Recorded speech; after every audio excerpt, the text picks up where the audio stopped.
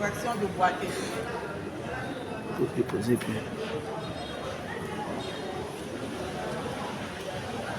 Avant tout propos, je voulais remercier infiniment l'ONG FADEC qui a initié ce projet en faveur des femmes incarcérées à la prison civile de Boaké.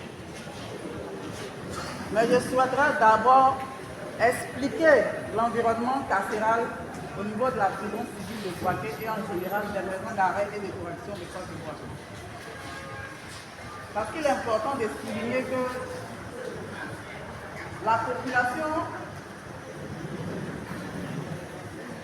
la population souvent n'a aucune connaissance de ce qui se passe au niveau des prisons. Donc j'aimerais expliquer de façon brève la vie des détenus au niveau des prisons. Et puis le fonctionnement et l'organisation des prisons civiles de Boaké.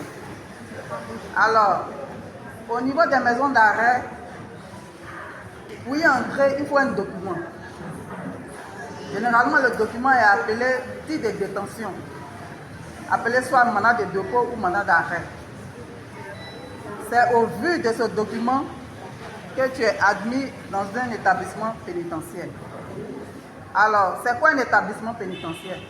Un établissement pénitentiaire, c'est un ensemble d'installations et de locaux aménagés spécifiquement pour recevoir les personnes privées de liberté, soit de façon provisoire ou définitive.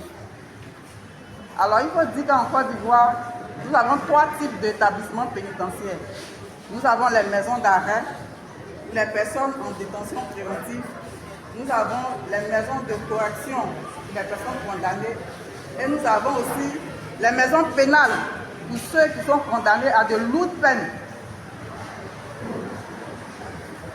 Alors, au niveau de la prison civile de Boaké, de nos jours, nous avons constaté que nous recevons de plus en plus de femmes.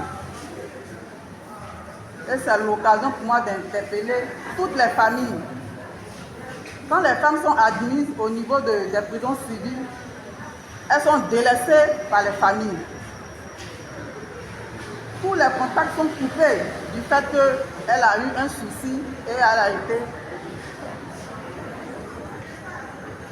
Du fait qu'à un moment donné de sa vie, elle a été confrontée à des difficultés et elle s'est retrouvée en prison.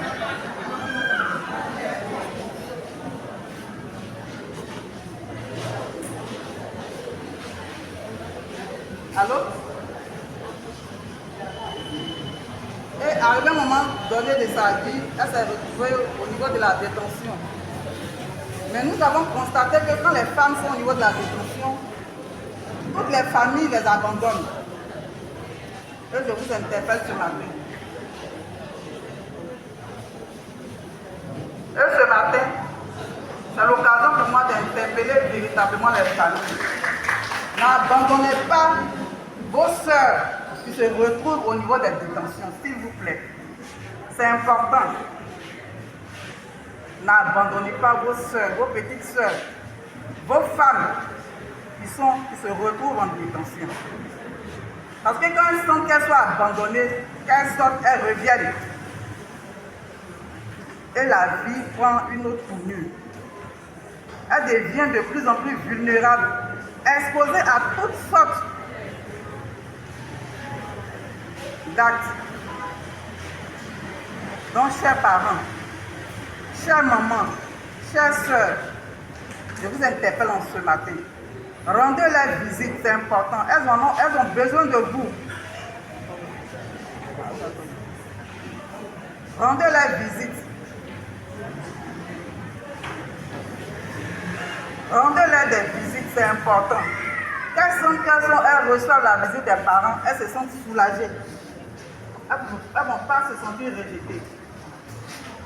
Donc ce matin, dans ce mot que je m'adresse à vous, je tiens à remercier l'ONG FADEC qui a initié ce projet.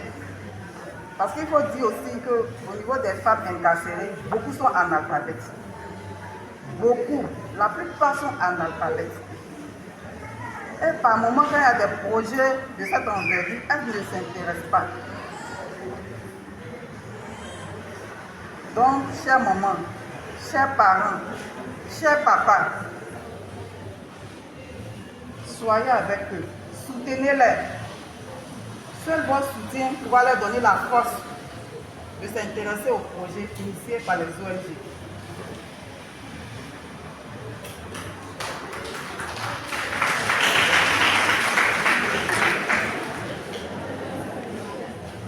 Alors, c'est sur ces mots que je voudrais dire merci à l'ONG et à toute l'Assemblée ici présente. Je vous remercie.